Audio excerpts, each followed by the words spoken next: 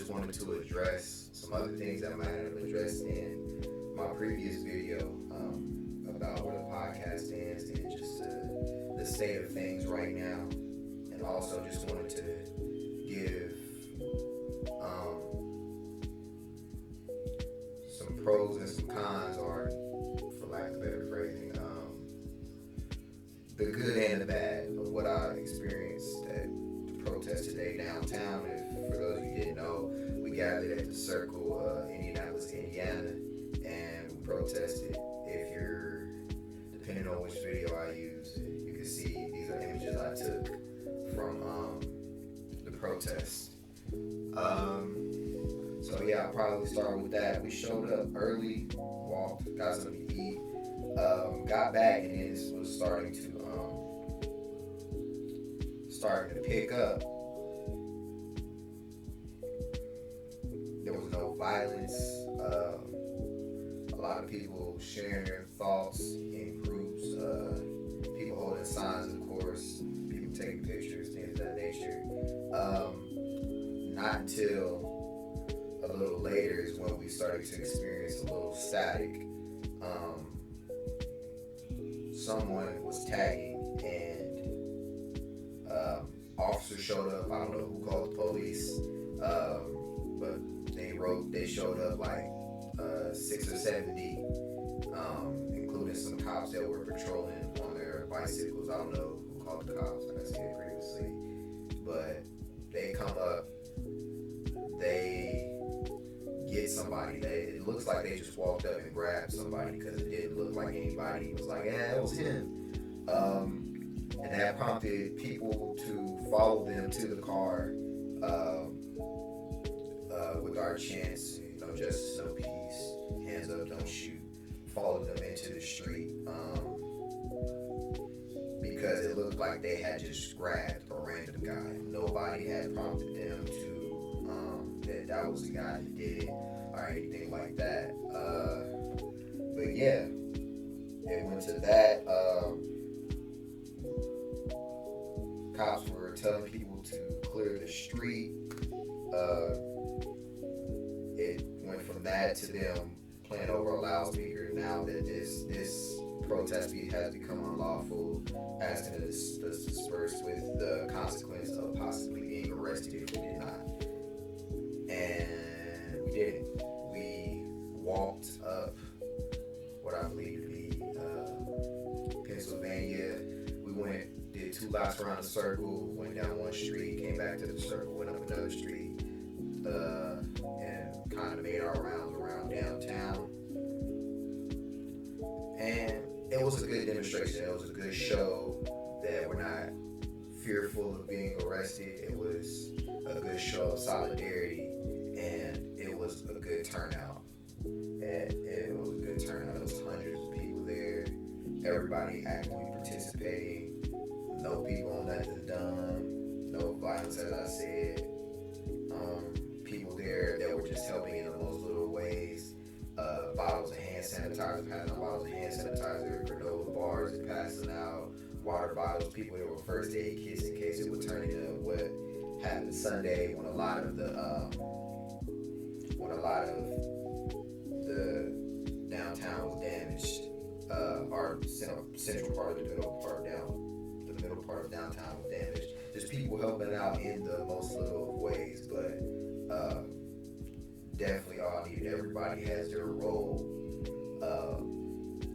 in a protest or in a revolution. Everybody has their role. Not everybody is the sign holder. Not everybody is the scream at the top of my lungs. Not everybody is to get in the police's face. Not everybody is those type of people. People should always get in where they fit in. Some people are talkers like me, where they're good out in the streets on a megaphone or sitting at home talking to a camera or interviewing people out the street. Like, people should get in where they fit in.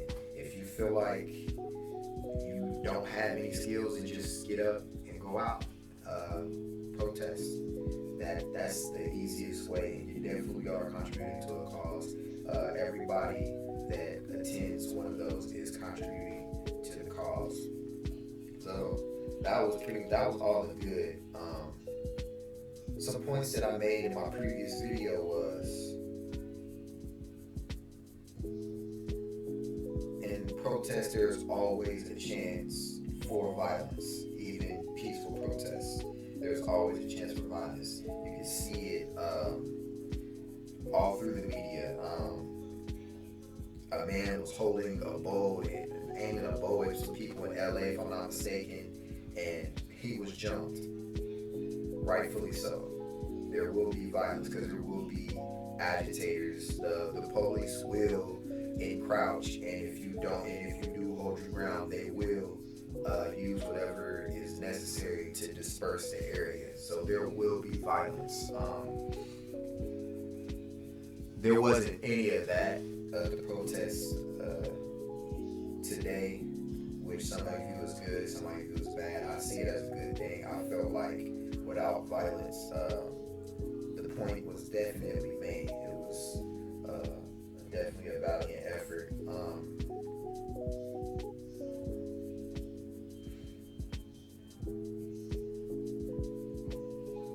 And some other points, I was kind of torn between on the tagging piece, because we're to the point now where it's fuck this shit, literally. We're at that point, we're at our boiling point. So if somebody's expressed that, getting that out, and wanted to do damage to property that is collateral, that is a casualty in this strife. But also, I also know how that can escalate a situation.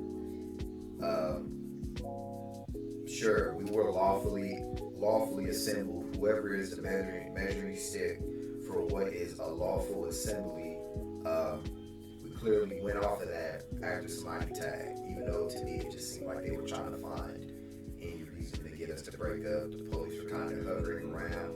We weren't doing much but talking to each other, amongst each other, and holding our signs, and generally just showing solidarity.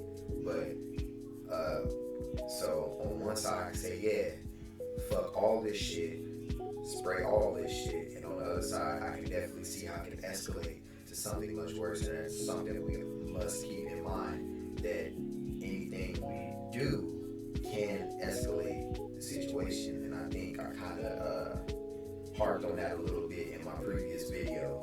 But yeah, anything we do can escalate the situation. Us holding our ground and not letting a line of police right here encroaching us, that can escalate the situation. Getting in an officer's face, although it's provocative and it is needed, can also escalate a situation. I just seen a video where a guy had a phone in somebody's face, or an officer's face. Officer smacked it out of his hand. He smacked the fuck out that officer. It's all understandable. I can understand. I'm hurting just like everybody else. But we also need to know that that can escalate. Just as long as when we act, we're doing everything with purpose and with discipline, and we know the consequence of that action, but knowing this action may lead to the goal that we have set. I talked a lot about goals and discipline in the previous video. Our conscience can be clear, and we can definitely know that we're on the right path when we act like that. And we always have to act in solidarity. It can't be isolated incidents. If one person's doing it, somebody has to be there, either to protect them or to show support. It can't just be an isolated incident, or not necessarily, but for lack of a better term, an isolated incident. But yeah, that would probably be the worst about the protest, but for the most part, it was a beautiful sight to see. Like I said, the turnout was great. Hundreds of people showed up, and we just marched in the streets.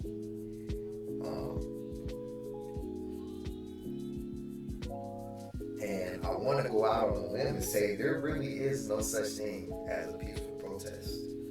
Of course, there can be. You could try to have protests without bloodshed, but sometimes that's not always up to us. But protest involves disrupting the status quo. Protest involves getting in people's faces, metaphorically punching them in the face with whatever message you're trying to get across. That is just the nature of the beast. That is protest. We were out there. We were obstructing traffic. We were being loud. That is a protest in its essence. That is what you're supposed to do. Now, had it just stayed there at the circle, I made a comment to my girlfriend who was there with me that it really just kind of seems like we're preaching to the crowd. Everyone that is here is for the movement. We got honks and fists out the windows of solidarity for people passing by. It just seemed like we were preaching to the crowd or preaching to the choir. But when we stepped out of that and marched in the streets and got in some of the faces of the people that would just ignore it and not care, that is where I feel protest becomes more impactful. And I feel like that could be more impactful than busting up windows and doing things like that. I feel like to a certain extent that can be more impactful. Of course, the latter, there is a place for it. There is a place for it. But I feel like we made a good point. It was even so bad that they decided to put our whole county. If you have gotten a text message, they decided to put our own county. I'm doing a video right now. Curfew 8 to 6 a.m. tomorrow. Only essential personnel. 8 p.m. to 6 a.m. Okay. Wow. I made this video. We just got another notification letting us know from 8 p.m. to 6 a.m. that there will be another curfew enforced. So, without any violence, without destruction of property, we were able to go that far. And that throws a wrench in people's plans. That definitely slaps some people across the face, grabs them by their shirt, and makes them look at us, because that curfew doesn't just affect protesters. That curfew affects people going to work or wanting to have fun or whatever, who are just kind of living their life and not caring about what is going on. So, yeah, that's perfect. That's beautiful. I feel like that was an impactful demonstration.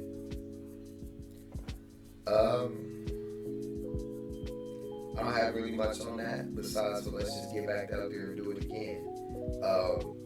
The second step, because a lot of people don't know, the second step to protesting is showing up in spaces like voting. I don't know, the media has us confused that voting only stops for at the presidential election. Joe Biden made the statement, "You ain't black if you don't vote for me," which we've really made this man too comfortable enough for him to say something like that. But no, fuck Joe Biden. I don't have to vote for him or Trump. What I can do is show up to my local election. What I can do is be more involved in that sphere. I can vote and get certain judges put or took down that aren't that I don't feel are using their power with integrity. The mayor, if I don't feel like he is working with the integrity that I think it should be, Senator, like, voting just doesn't stop at the presidential election. president has a very macro job, and a lot of times the macro doesn't always affect us in our community. We want to focus on the micro, which is at a local government level. So, so the protest doesn't end here. It extends over into going in that sphere and making noise at the ballots for local and for national. It also takes us going to these committee meetings and committee hearings and voicing our anxiety and voicing our fears and what we want changed in our city and in our towns. It also takes that. It also takes us blowing up the city-county line, blowing up the mayor action hotline. It takes us sending emails to the mayor. It takes us annoying these people in their face, annoying these people, and getting them to listen. That's what it takes. And after that, then it's all right. We got their attention with the protests. Hopefully, with the voting piece, we got some people in there we feel are going to be for our best interests. Now it's let's introduce some laws.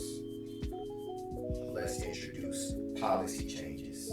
Let's have conversations with chief of police and police and high rating police to talk about the use of force and the consequences when the use of force isn't equal to the crime or equal to the force that the police officer met. We can talk about things like that after we get done with the protesting and the voting and the getting loud with the people in power.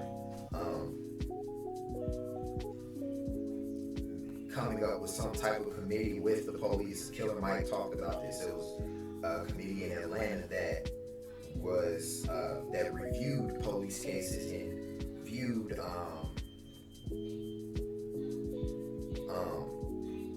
altercations and incidents with the police instead of the police to the police, which has always been a crazy concept that the police are investigating themselves when you could take, just like we do in a court of law, we take people from that community and maybe group them with some professionals to come to an agreement as to what the proper course of action should be in an interaction or the consequence of that interaction. These are things that we can do. We have an excellent catalyst going. Everybody's fumed up. We just cannot let this die down.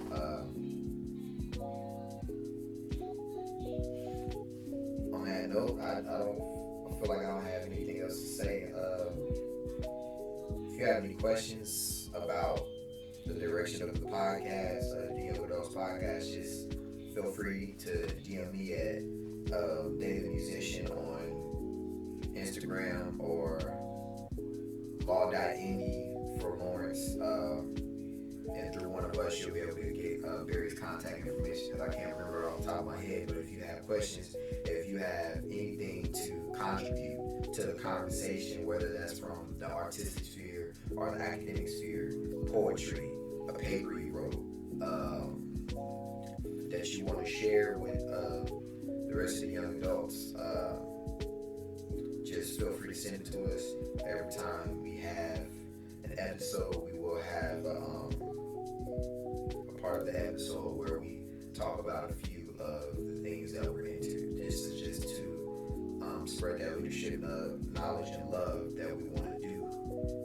You can't have a hub for those things without having community. So we're trying to build a community for that. We're trying to make it cool and make it acceptable to think outside of the box and speak on issues of social justice and change in your daily lives and experiences. That's what we're trying to make it comfortable to do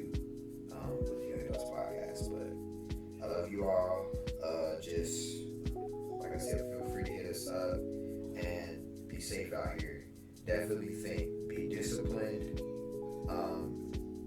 and be ready to take action